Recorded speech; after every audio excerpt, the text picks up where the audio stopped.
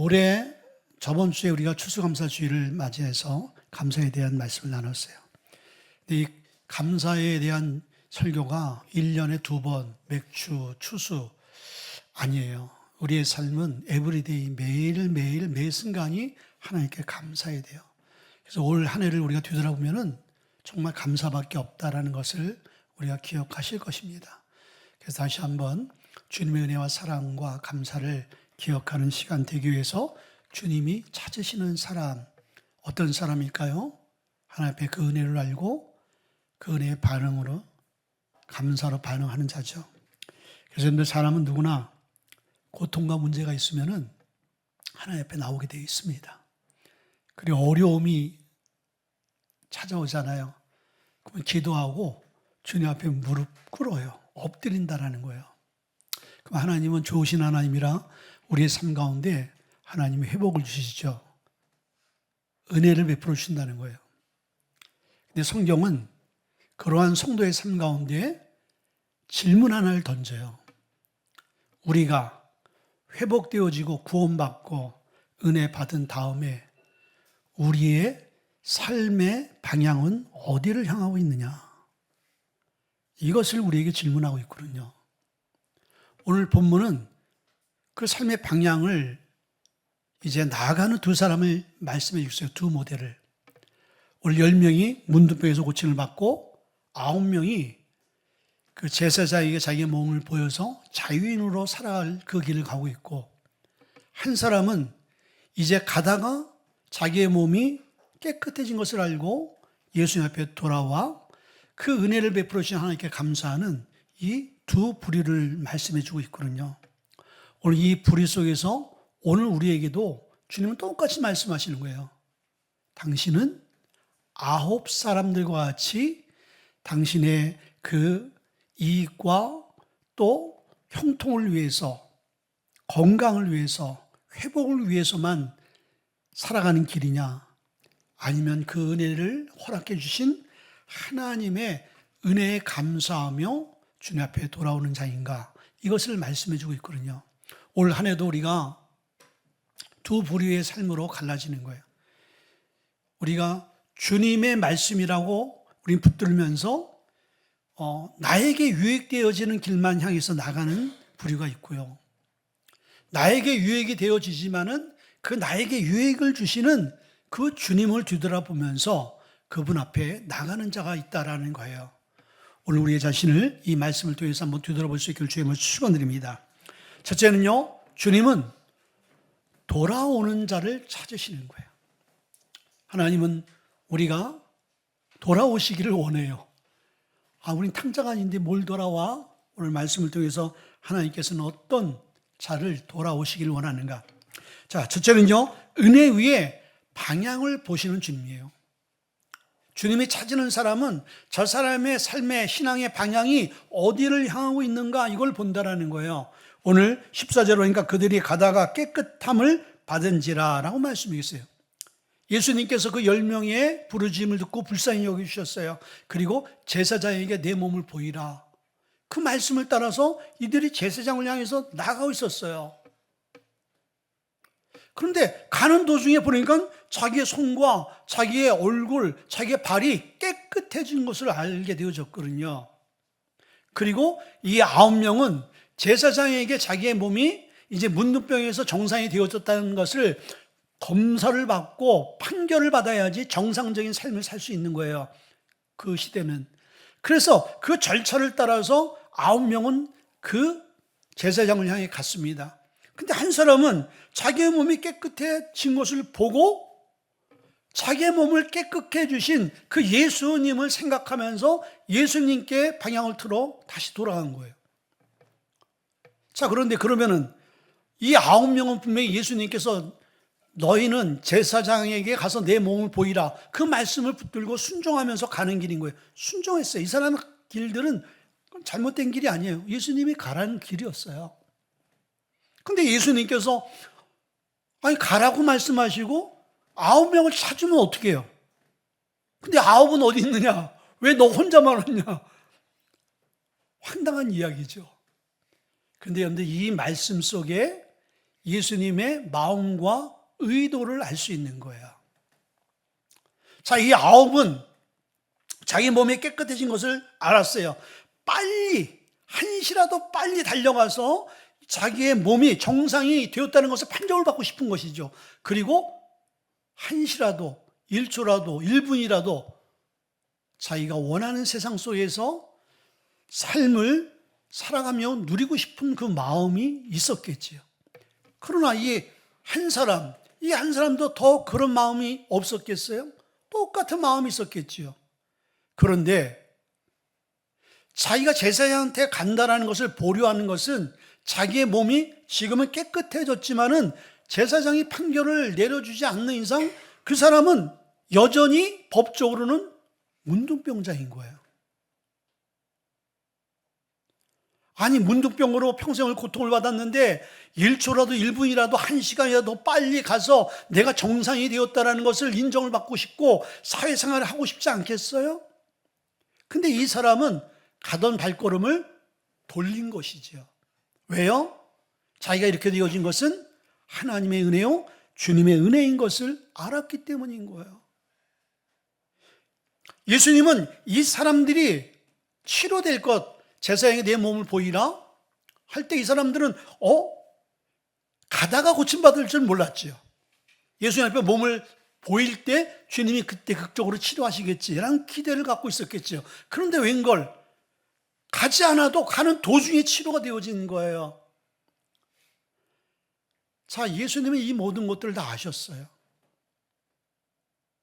그리고 예수님이 이들에게 가라고 명령한 것은 이들의 삶의 방향이 어느 방향으로 갈까라는 것을 주님은 궁금해하신 것 같아요. 근데 웬걸 이 9명은 분명히 자기가 은혜 받고 회복되어진 걸 알면서도 여전히 그 길을 갔고, 그리고 한 사람은 자기 몸이 건강해지고 회복되어진 것에 대해서 너무 감격스러워서 이 감사하는 마음을 전달하기 위해서 예수님 앞에 나온 거예요. 자, 이 9명은 율법의 요구, 율법의 절차를 따른 자인 거예요. 자, 그런데 여러분들, 주님이 원하시는 것은 율법의 요구와 절차가 아닌 거예요. 자, 우리는 말씀의 요구, 절차가, 신앙의 절차가 뭐예요? 이렇게 예배하는 거예요, 여러분들. 오늘 주일날 여러분들 왜 오셨어요? 성경이 말씀하기 때문에 여러분들 그 말씀에 순종해서 오늘 헌금 드리고 찬양하고 오늘 각 파트별로 연습해서 헌신하고 또 예배 이후에 봉사하고 함께 나누는 거예요. 그렇게 말씀하셨기 때문에 그대로 따르는 거예요. 잘하셨어요. 그런데 여기서 끝나면 안 된다는 것을 말씀하고 주고 있는 거예요. 다른 사람들은 그냥 명령의 율법의 요구와 절차에 따라서 갔습니다. 그 잘못된 게 아니에요. 그러나 그들에게 빠진 게 뭐냐면 그 절차도 중요하지만은 그 절차 가운데 하나님이 베풀으신 은혜를 잊고 있었던 거예요. 오늘도 여러분들 이렇게 우리가 1년 360일 가운데 주일마다 또 금요 수요 예배다 예배합니다. 근데 예배하는데 그 예배의 주인, 그 예배의 주인 대신 그 예수 그리스도의 은혜가 우리의 삶 가운데 빠져 있다라면은 그 수박 겉핥기식이죠. 정말 중요한 게 빠진 거예요. 사냥꾼이 이제 곰을 향해 총을 쏘려고 하는데 총알이 없어. 무슨 의미가 있습니까? 아무 의미가 없는 거예요. 오늘 예배 형식만 있고 예배의 내용이 없다라면은 그거는 오늘 이 9명의 가는 길과 똑같은 거예요. 여러분 어떤 신앙생활을 하고 있냐? 이것을 주님께서 말씀하는 거예요. 우리의 신앙의 방향이 무엇이냐? 우리의 신앙의 방향이 어디를 향하고 있고 또 무엇이 빠져 있느냐를 주님께서 묻고 있거든요. 근데 주님이 그 10명을 치료하면서 이 사람의 치유 이후에 회복 이후에 그 사람의 방향들을 주님이 지켜보고 있는데 이 한 사람은 주님이 원하시는 그 방향의 길로 왔다라는 거예요. 오늘 여러분들 우리가 이렇게 다 예배하지만은 여러분 예배가 다 주님이 원하는 방향으로 나아가지 않는다는 것을 여러분도 아실 거예요. 어떤 자가 주님이 원하는 방향의 예배인가요? 진정과 신령으로 예배하는 자. 하나님의 은혜를 알고 하나님의 은혜에 반응하는 자가 우리가 진정과 신령으로 예배하는 자 아니겠습니까? 그래서 주님은 우리의 인생의 삶의 방향, 내가 은혜 받고 고침받고 새로워지고 문제 해결되어졌으면 내 삶의 방향이 어디를 향해 되는가, 이것을 말씀하고 있는 거예요. 두 번째는요, 은혜의 우선순위를 보시는 주님이신 거예요. 17절에 보니까 10사람이 다 깨끗함을 받지 아니하였느냐? 그 9은 어디에 있느냐? 자, 여러분들 이 말에 마음 시험에 들면 안 돼요. 예수님께서 가라 그러고 그 9명이 예수님이 가란 대로 갔는데 찾으면 어떻게? 앞전에 이해가 되셨죠? 왜 여러분들 이 19명을 찾으시는지. 우선순위인 거예요. 지금 우선순위를 말하고 있고, 예수님 이들이 치료되어지고 안 되어지고, 여러분들 예수님 여기에 포커스 두고 있지 않는 거야. 근데 우리는 그게 중요한 것이죠. 우리는 당장 내 삶의 중요한 문제들을 해결받고 고침받고, 그리고 그것이 유월되어지는 것을 원하지만은 주님은 더 넓게 보는 거예요. 더 넓게. 그거보다 더 중요한 거 있어.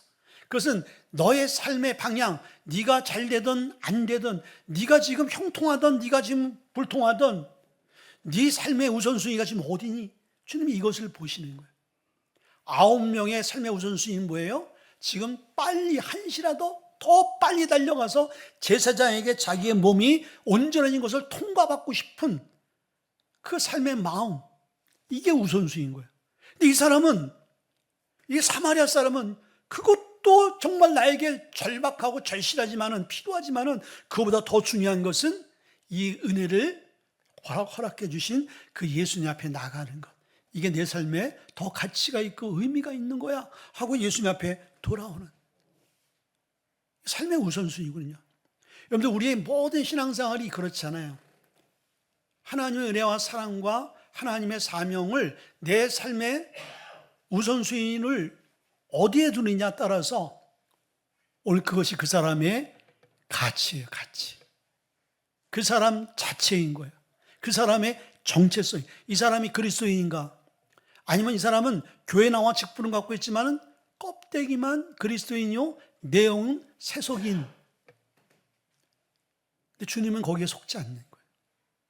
인간은 속 수 있지만, 그래서 주님은 우리에게 은혜를 베푸신 후에 우리의 삶의 방향을, 우리의 삶의 우선순위를 주님이 지켜보는 거예요.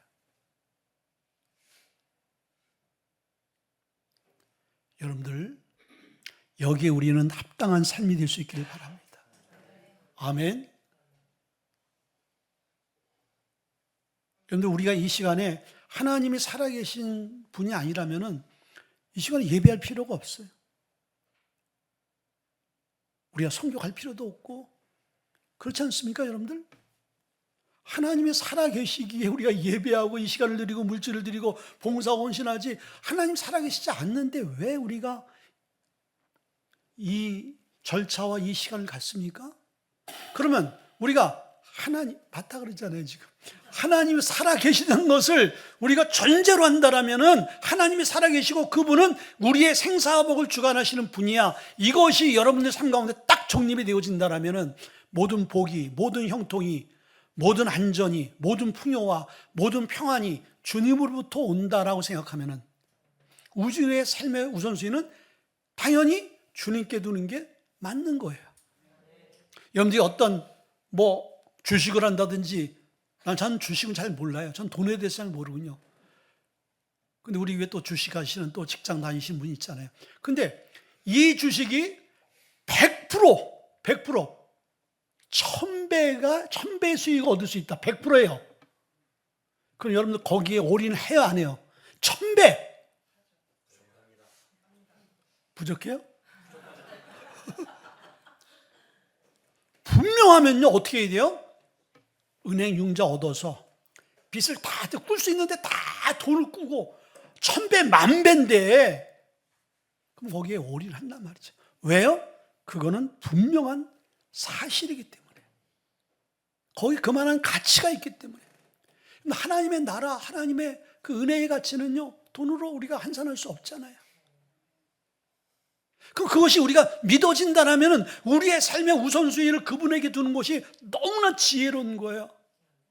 그래서 저는 헷갈리는 게 성도들을 이렇게 보면은 다 고백과 찬양은 주님은 살아계신 하나님, 그리고 주님을 위해 살아간다 그러는데 삶의 우선순위에서는 주님이 다 밀리거든요. 다 밀려, 주님이. 그러면 주님도 난처하신 거야. 야, 너희들이 입으로는 내가 내 생명 다 바쳐 주를 섬기리 하는데 나는 네 삶의 자리에 어디에 있니? 서열 맨 밑에 있는 거야. 우리 강아지 복숭이보다 뒤에가 있어. 그러면 주님이 얼마나 여러분들 마음이 서운하시겠어요. 근데 오늘 그것을 보여주고 있는 거예요. 이 한 사람. 내 삶의 회복도 중요하고 내 삶의 관계도 중요하고 내 삶의 누림도 중요하지만은 그 예수님의 은혜를 잊지 아니하고 예수님 앞에 나오는 이 사람의 우선순위, 주님이 이것을 보는 거예요. 그래서 여러분들 우리가 선교하고 예배하고 헌신하고 봉사하고 예물 드리는 게 이게 예사로운 게, 이게 여러분들 그냥 이게 교회 종교 의식이기 때문에 우리가 헌금하고 뭐 기도하고 선교, 이게 아니라는 거예요. 그 손길, 그 절차 하나하나에 주님이 뭘 보시는 거예요? 우선순위, 여러분의 마음을 보시는 거예요. 마음. 여러분들 우리도 그렇잖아요. 성경에 보면은 심은 대로 거둔다 그랬거든요. 그 주님은 우리가 주님의 형상대로 지음을 받았어요. 그래서 우리는 지정의가 있잖아요. 지적인 우리는 능력이 있어요. 감정이 있어요. 의지가 있단 말이에요. 움직이고 우리는 행동한단 말이죠. 주님이 그게 원조가 주님이세요. 근데 우리 인간도 상대방이 나한테 하는 것을 딱 보면은 우리는 어떻게 거기에 반응하잖아요. 그렇죠? 상대가 나한테 1,000원의 만큼의 가치를 부여해주고 관계를 맺어. 그러면 나도 그 사람에게 1,000원 이상은 아닌 거예요. 근데 이 사람이 나한테 10,000원의 가치로 나를 응대, 그건 10,000원인 거야. 그게 심은 대로 거두는 거거든요. 우리의 삶의 우선순위를 우리가 얼만큼 두냐에 따라서 주님은 우리의 삶에 얼만큼 개입하시고 얼만큼 역사하고 얼만큼 이끌어가느냐. 그러면은 주님이 다 이 땅의 주인이라면 저는 완전 올인할 것 같아요. 내 시간과 내 물질과 내 삶을 주님께 올인해서 주님이 나보다 일하시는 게 더 효율적이고 능력이 있잖아요. 내가 할 수 없는 것을 그분이 하시잖아요. 내 자녀가 할 수 없는 것을 주님이 하게끔 만들잖아요. 그러면 그분에게 모든 걸로 맡기고 그분이 하실 수 있도록 모든 상황을 다 배려하고 만들어주는 것이 그게 지혜인 거예요. 이게 믿음인 거예요. 두 번째는요, 주님이 찾으시는 사는 감사하는 자인 것이죠. 자, 그런데 그 감사 어떤 감사예요? 하나님께 영광을 돌리며 감사하는 자인 거예요. 오늘 15절에 보니까 그중 한 사람이 자기가 나온 것을 보고 큰 소리로 하나님께 영광을 돌리며 돌아와라고 했어요. 그 10명이 다 고침받는 과정 속에서 한 사람이 딱 깨닫고 돌아왔는데 이 사람이 성경에 보니까 사마리아 사람이라고 그랬어요. 모태신앙이 아니야.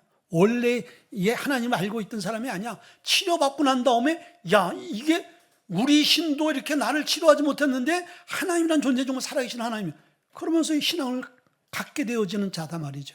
이 사람이 예수님 앞에 멀리서 예수님을 찾은 게 아니에요. 가까이서 예수님을 찾아서 예수님 앞에 큰 소리로, 그렇죠, 하나님께 영광을 돌렸다고 그랬어요. 큰 소리로 모든 사람이 다 듣도록 아주 선포하는 거예요. 나는 이런 사람이었는데, 이런 과거를 가졌는데, 어느 누구도 날 치료하고 고치지 못했는데 오늘 주님이 나를 치료하셨습니다. 자, 여러분들 이렇게 하나님께 영광, 그러니까 오늘 예수님이 이 9명에게 너는 제사장에게 내 몸을 보이라, 이것은 신앙적인 절차요 요구이지만은 그 예수님의 그 말 깊은 곳에 어떤 의미가 있냐면, 너는 네가 치료되어진 것을 통해서 하나님께 영광을 돌리는 자가 되라, 이 의미가 있는 거야. 근데 이들은 하나님께 영광을 돌리는커녕 자기의 몸이 그냥 깨끗해진 것으로 끝나버리는 것으로 나가는 것이죠. 근데 이 사람은 어떻게 됐어요? 자기의 몸이 깨끗해진 것을 하나님께 영광을 돌리는 거잖아요. 주님이 하셨습니다. 주님이 이 기적을 베풀어 주셨습니다. 주님은 높임을 받아 주옵소서. 영광을 돌린다라는 것은 그분의 이름과 그분이 하신 것을 높여드리는 거예요. 여러분, 우리의 감사가 그런 감사가 되어야 되는 거예요. 아멘. 근데 우리의 감사가요, 흐려지게 되어지만 기적은요, 그냥 우연으로 생각해 보는 거예요. 재수가 좋아서 이런 일이 생겼네. 이게 하나님의 기적인데.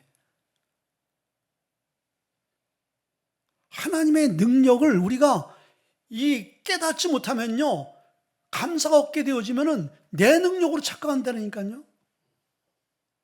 그리고 우리 주변에 하나님이 디테일하게 이끄시고 보살펴 주시는 것을 우리는 어떻게, 상황과 환경이 좋아서 이렇게 우리는 치부해버리고 마는 거예요. 이게 감사가 흐려진 사람들의 모습인 거예요. 그러나 감사가 회복되어진 사람은 이 모든 것들이 주님이 하셨다. 아멘. 주님이 하셨습니다. 여러분, 우리의 삶을 뒤돌아보면 다 주님이 하셨어요. 그렇지 않습니까? 다 주님이 하신 거예요. 목사님, 저는 이게 말씀드릴 건 못 되지만은 저는 내 삶을 가만히 뒤돌아보니까 진짜 저는 감사할 게 없어요. 전 진짜 너무 힘들어요. 감사는커녕 지금 내 삶이 지금 이렇게 꼬이고 있는데요. 혹시 여러분들 그럴 수가 있어요. 그런 여러분들 하나만 보지 말고 여러분들 그 나머지에 더 많은 것들을 한번 보세요. 우리 여러분들 이렇게 나와서 예배할 수 있는 거 얼마나 감사해요. 우리 주한 영사 이렇게 반주를 다 이렇게 키보드로 손가락이 움직일 수 있으니까 얼마나 좋아. 드럼 치고 이거 페달 밟을 수가 있고, 자동차 운전할 때 여러분들 눈 시야가 여러분들 밝아가지고 운전할 수 있는 거, 여기 온 게 다 기적이야. 앉아서 여러분 찬양하고 여러분들 목소리가 안 나오면 어떡할 거예요? 들려지지 않으면 어떡할 거예요? 말할 수 없으면 어떻게 찬양할 거예요? 근데 그런 사람이 집에 있단 말이에요. 중환자실에서 숨도 못 쉬고 여러분들 말도 못하고 손발 움직이지도 못하고 이런 사람들이 다 있단 말이에요. 근데 우리가 지금 이렇게 하나님 앞에 건강한 모습으로 예배하는 것 당연한 것이 아닌 거예요. 이 은혜인 거예요. 이걸 생각하면은 주님께 감사할 수 있는 자가 될 수 있지 않습니까? 감사를 멀리서 찾으려고 그래. 감사를 다른 사람과 비교해서 찾으려고 그래. 아닌 거예요. 우리는요, 나 한 사람 자체만으로 보더라도 놀라운 감사야. 감사, 기적인 거예요, 여러분들. 기적. 지금 이 시간도 사람들이 죽어나가고 있어요. 지금 이 순간도 정상인 사람이 장애자가 되고 있어요. 근데 그게 남 일이 아니라 그게 우리의 일이고 여러분의 일이 될 수 있는데 하나님 지키셨잖아요. 그거 감사할 수 있어야 될 줄 믿습니다. 아멘. 두 번째는요, 예수님께 더 가까이 나가는 자가 주님이 원하시고 찾는 자인 거예요. 16절에 보니까 예수의 발 아래 엎드려 감사하니 그는 사마리아 사람이라. 그는 멀리서 주님 감사해 하고 손살같이 제사하니까 간 것이 아니라 예수님 가까이 와서 예수님 발 앞에 엎드렸다고 말씀해 주고 있어요. 자, 여러분들 감사를 깨닫게 되어지면은 우리의 신앙 관계가, 주님과의 관계가 멀어질 수가 없어요. 가까이 주님 앞에 나갈 수밖에 없는, 좀 더 주님 앞으로, 예배 앞으로, 기도의 자리로 더 나갈 수밖에 없게 되어지는 거예요. 그게 감사를 아는 자인 거예요. 이 사람이 알게 되니까 멀리서 형식적으로 주님 땡큐, 주님 감사합니다, 주님 날 거치셨네요, 할렐루야, 하트 다 날리고 돌아서서 그냥 36개 주랑 나시듯이, 여러분 이게 아니라는 거예요. 이런 형태, 이게 염도 중요한 것이 아니라 우리의 마음과 삶이 주님 앞에 가까이 나가는 거예요. 가까이. 여러분 누가복음 7장의 말씀 보게 되어지면은 자기가 과거에 천한 사람이었는데 예수님부터 고침을 받았잖아요. 한 여인이 자기의 향유, 나드 향을 예수님 앞에 다 깨버리잖아요. 그걸 예수님의 머리서부터 다 해서 자기 머리 털로 예수님의 발을 기름을 다 닦잖아요. 근데 주님의 제자가, 야, 이 엄청난 돈을 300데나리온, 이게 1년치 노동자가 모은 돈, 올라면 정말 몇 천만 원 되어지는 이 돈을 갖다 땅에 쏟아 부어? 너 미쳤구나. 너 이거 예수님도 기뻐하지 않아? 아니, 예수님 마음을 자기가 어떻게 한다고? 너 예수님도 기뻐하지 않을 거야. 근데 예수님이 뭐라 그래요? 놔둬라. 이 사람이 나의 장사를 준비하는 거고 이 여인이 한 것이 아름답다라고 주님께서 고백하지 않겠어요? 자, 이 여인이 예수님 은혜를 생각해 보니까 과거의 자기의 삶과 현재의 자기의 삶을 보니까요, 하늘과 땅 차이야. 너무너무 감사해. 주님 앞에, 주님 그 발 앞에 무릎을 꿇을 수밖에 없는 것이죠. 저는 어저께 설교를 준비하면서 새롭게 하소서지요. 예, 누구죠? 주영훈인가? 그 사람이 나오는 새롭게 하소서의 그 방송을 보는데 고아 출신의 한 그 집사님이 자기의 삶을 이제 회상하면서 간증하는 거예요. 정말 너무 고아원에서 너무나 많이 두들겨 맞고 너무나 많은 힘든 시간을 보내면서 그 미혼모의 그 자녀였어요. 부모를 원망하고 왜 내가 태어났는가? 날마다 죽고 싶은 마음으로 세상을 살았다는 거예요. 근데 주님을 만나고 하나님의 은혜를 깨닫는 순간 이제 이분이 나와서 공장에서 일을 하고 돈을 모은 게 몇천만 원 모은 게 있었어요. 자기를 잘 케어해주는 그 사모님이 그렇게 얘기하더래. 너 이 돈 아무한테도 얘기하지 말고 너 시집 갈 때 너 아무도 도와준 사람 없으니까 자금으로 써라. 근데 어느 한 순간 하나님 앞에 하나님 은혜를 생각하니까 너무 감사하더래. 드리고 싶더래. 다 드리고 싶더래. 다 드렸다는 거예요. 근데 더 드릴 수 없는 것이 마음이 아프더라는 거예요. 여러분들 하나님의 은혜와 사랑을 깨닫게 되어지면요, 더 드리고 싶어도 드릴 수 없는 것이 마음이 아픈 거예요. 그래서 선교지에서 선교사님들이 그 젊은 나이에 그 열악한 환경 가운데서 자기의 생명을 드리는 이유가 뭘까요? 그 하나님의 사랑을 경험했기 때문인 거예요.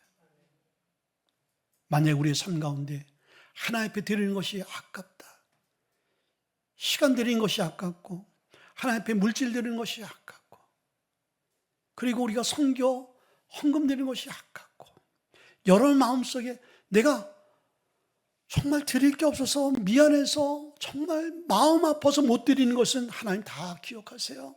그런 자는요, 기도만 하면 되는 거예요. 근데 내 쓸 거 다 쓰고 내가 누릴 건 다 누리는데 하나님이 기뻐하는 그 자리에 우리의 물질을 흘려보내기엔 너무너무 아까운 거예요. 이거면은 내 가정과 내 자녀와 내 삶을 위해서 더 풍요롭게 누릴 수가 있는데 주님은 그러지요.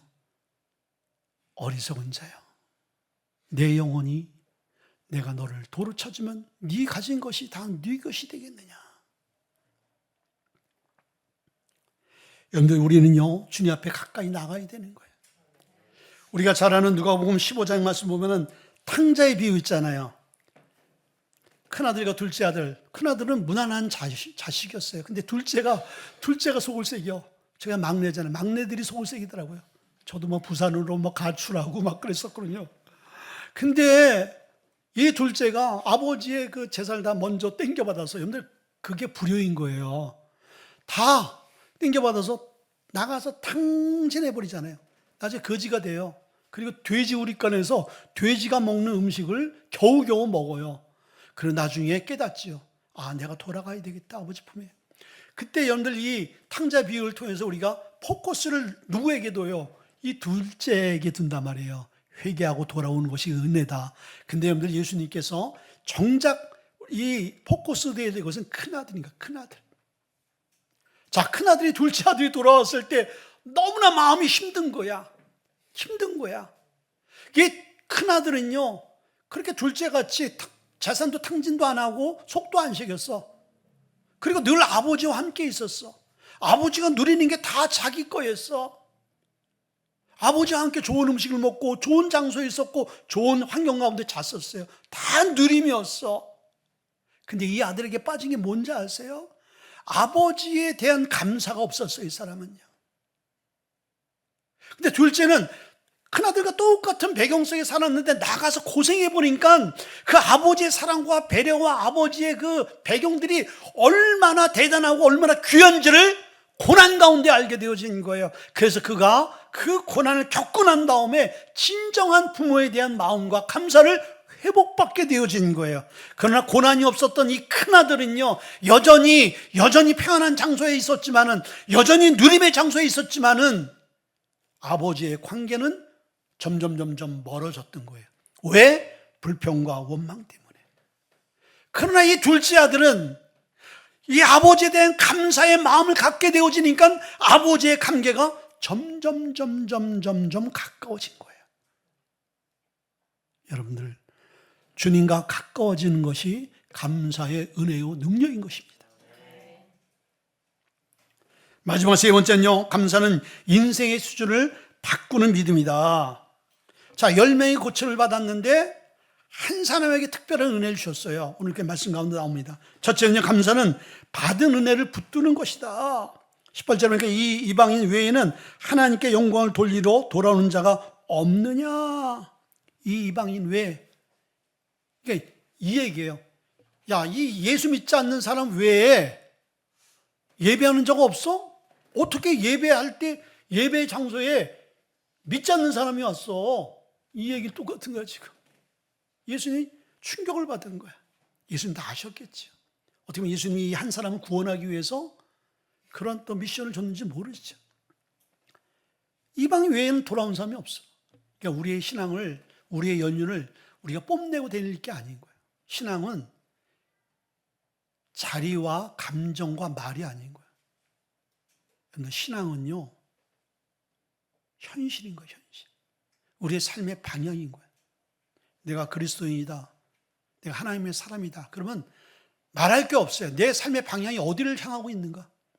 세상과 똑같이 방향을 잡고 있으면 그 사람은, 당신은 하나님의 사람이 아니에요. 그 내 얘기가 아니라 주님의 얘기인 거예요. 근데 우리는 세상과 다른 그런 방향으로 가고 있으면 당신은 그리스도인인 거예요. 그래서 여러분들, 감사는요, 하나님 더 주세요. 더 필요해요. 그러기 위해서 선제적으로 주님 앞에 뇌물을 주기 위해서 주님 요거 줄 테니까 주님 요거 주세요 하는 감사가 아니라는 거예요. 여러분들 11조 생활, 선교, 그런 모든 것들, 여러분들 그런 생각으로 드리면 여러분들 실패해요. 그건 드리지 마세요. 여러분 11조 안 드려도 돼요. 감사한금 안 해도 돼요.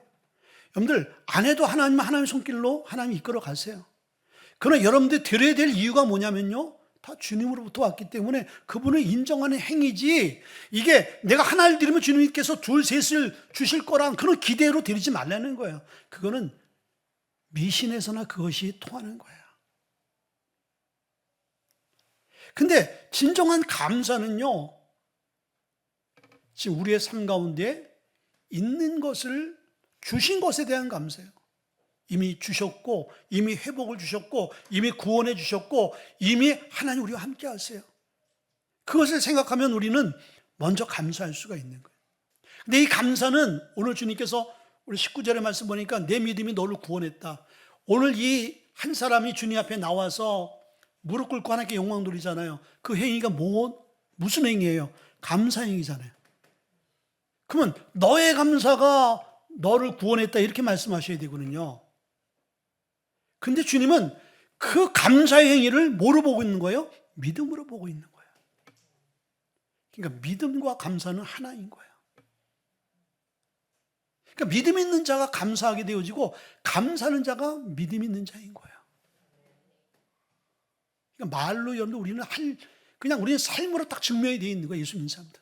예수 믿는 사람은 저 사람이 빛이냐, 저 사람이 소금이냐, 이걸 알면 돼요. 썩어져간 것에 이 사람이 부패하는 것을 막는 역할하면 그 사람은 그리스도인이에요. 그건 소금이야. 어두운 가운데 빛이 비쳐. 그건 그리스도인이야. 근데 어두운 가운데 다 어둠이야. 썩어져 가는데 함께 썩어가고 있어. 그건 그리스도인이 아닌 것이죠. 암만 믿음을 얘기해도, 아무리 감사가 얘기하더라도 믿음의 사람이 감사하고 감사의 사람이 믿음을 하나님께 올려드리는 거예요. 마지막으로는요, 두 번째는 감사는 미래를 여는 그 믿음인 거예요. 19절에 그에게 이르시되 일어나 가라 내 믿음이 너를 구원하였느니라 하시니라. 아멘. 자, 10명에게 다 회복을 줬어. 육체적인 회복을 줬어. 근데 돌아와 감사한 한 사람에게 오늘 내 믿음이 너를 구원했다. 자, 9명에는 예수님이 이렇게 선포할 기회도 없었어. 왜? 제가 할 길로 갔기 때문에. 예수님이 구원의 선포를 해주고 싶어도 오질 않는데 어떻게 선포해? 근데 이 사람은 그 구원의 자리에 오게 되었다는 거예요. 구원의 이 주체 대신 예수님 앞에 온 것이죠. 돌아와 감사하고 은혜를 아는 자에게 주님께서 허락하신 것은 너의 육체뿐만 아니라 너의 환경뿐만 아니라 너의 가장 소중한 내 영혼이 구원을 받을 것이다. 아멘. 이 9사람은요 환경자의 구원만 받았어요. 여러분들 예수 믿으면요 치료되어져요. 형통할 수가 있어요. 잘 될 수 있어요. 문제 해결될 수 있어요. 그러나 중요한 것은 예수님과의 관계가 온전히 형성되어지지 않으면 거기까지인 거예요. 여러분들 그런 선포가 무섭잖아요. 어떤 연인관계가 이렇게 지내다가 어느 날 갑자기 뚝 나타나서 우리는 여기까지인 것 같아. 그때 여러분들 그걸 전혀 기대도 생각도 상상도 안 했던 사람이 그 말을 딱 들었을 때 어땠을까요? 그 상실감, 그 절망감. 주님이 그러는 거예요. 이 9명은 야, 내가 너희에게 기회를 줬는데 그 기회가 뭐예요? 돌아오기를 주님께서 원하신 거예요. 그래서 그 9은 어디 있느냐고 주님께서 찾으신 거예요. 그리고 왜 너만 왔냐? 이 얘기는요, 그들이 돌아와서 영육의 구원받기를 원하신 거예요. 근데 안 돌아왔잖아. 자, 우리가 주님께서 우리의 삶 가운데 이걸 보시는 거예요. 이걸. 영혼을 구원하기를 원하는 거야. 야, 그건 껍데기야. 야, 너 그거보다 더 좋은 걸 주려고 그러는데 너 달랑 그것만 빼앗아서 가면 어떡해. 우리 집사람이 내가 뭘 하려면 당장 뺏어요. 그래가지고 저쪽 구석에 가서 혼자 하려고 그래. 근데 내가 정말 중요한 것을 가르쳐 주려고 그러는데 그걸 배우지도 않고 그냥 얘기만 듣고 자기도 할 수 있을 것 같이 갔는데 그걸 못해요. 항상 못해. 그래서 속으로 그래서 그래. 그래, 그럼 한번 해봐. 근데 안 돼요. 다시 나한테 온단 말이에요. 주님은 그 사람에게 필요한 것은 육체적인 환경, 이것은 이 땅의 삶에 여러분들 제한된 거잖아요. 더 중요한 것은 영원한 것인데 오늘 이 시간에 여러분들 우리의 영원한 것을 소망할 수 있기를 바랍니다. 우리가 사무엘상 30장을 보게 되어지면 다윗이 사울로부터 이제 피해 당이잖아요. 너무 그 세월이 힘들었어요. 그래서 600명이 자기를 추종하는 자들이 생겨서 시그락이라는 그 블레셋 땅에 망명을 해요. 망명. 그래서 그 지역에 시글락이라는 지역에 이제 블레셋 왕이 그 지역을 줘요. 너희들은 여기서 그냥 난민으로 살아라. 그러다 이 600명의 그 가족들과 함께 살다가 가족들이 있으니까 용사들만 600명이니까 그 가족까지 하면 몇천 명이 되겠죠. 이 전쟁에 나갈 일이 있었어요. 전쟁에 돌아오니까 자기의 가족, 그 다윗의 두 아내와 자녀들 모두가 다 아말렉에 의해서 다 포로로 잡혀간 거예요. 보니까 다시 불타있고 쑥대밭이 된 거예요. 그 광경을 본 그 600명의 생명을 건 다윗의 추종자들이요, 너무나 기가 막히고 너무나 고통스럽고 너무 슬펐어요. 그래서 오늘 성경 그 말씀 보게 되니까 이런 말씀이 있어요. 오늘 4절의 말씀 보니까 그들이 울 기력이 없을 정도로 울었더라. 울 기력이 없을 정도로. 왜 그렇습니까? 자기의 자녀들이, 자기 아내들이 생사 여부를 알 수 없고 다 포로로 잡히고 끝나버린 거잖아요. 그것으로 끝난 것이 아니라 오늘 6절에 보니까 백성들이 자녀들 때문에 마음이 슬퍼서 다윗을 돌로 치고자 하니 다윗이 크게 다급하였으나 그의 하나님 여호와를 힘입고 용기를 얻었더라. 다윗이 또 충격을 받은 거야. 지금 자기의 백성, 자기가 건드리고 있는 모든 백성, 가정들이 다 쑥대밭이 되어지고 죽었는지 사는지도 모르는 거야. 전부 다. 그런데 자기를 위해서 생명을 걸었던 600명이 야, 이렇게 만든 사람은 다윗이야. 그래서 돌을 들어서 다윗을 쳐 죽이려고 그래. 그러니까 다윗의 여러분들 배신감은 어떨까요? 너희들이 생명을 걸고 끝까지 한다면서. 근데 이런 상황이 되니까 날 죽이려고 그래? 그러니까 다윗은 이 시글락이라는 이 장소는요, 완전히 고통과 절망과 인생의 끝바닥이야. 끝. 근데 오늘 거기서 6절의 고백은 뭐래요? 그의 하나님 여호와를 힘입어 용기를 얻었더라. 아멘. 여기서 여호와를 힘입었다는 것은 하나님으로 인해서 새롭게 회복되어졌다는 거예요. 근데 이 원어를 보게 되지만 여호와를 힘입었다는 의미는 여호와께 믿음으로 감사와 예배했다라는 거예요. 이 감사와 믿음으로 반응한 것이 그 회복받을 수 없는 시그랄 땅에서 다윗을 세우신 거예요. 그리고 19절을 말씀 보게 되시면 여러분들 19절 사무엘상 30장 19절 보세요. 거기 보니까 다윗이 잃었던 모든 것들 하나도 빠짐없이 하나님이 회복시켜 주셨더라. 자기의 자녀들 아내들 머리끝 털 하나 상하지 아니하고 자기가 잃었던 모든 것들을 다 도로 찾은 거예요. 인간의 힘으로 할 수 없는 거죠. 누가 하신 거예요? 다윗이 절망의 끝바닥에서 하나님께 감사의 믿음을 갖고 나가야 되실 때, 그 절망의 장소, 절망의 시간, 절망의 아우성이 하나님께 영광 돌리는 찬양이 되었다라. 말씀이 길어졌지만 여러분들 올 한 해 하나님이 찾으시는 저와 여러분 될 수 있길 주님을 축원드립니다. 그래서 하나님이 저와 여러분들을 더 축복하고 더 사용하는 그런 삶이 될 수 있길 바랍니다.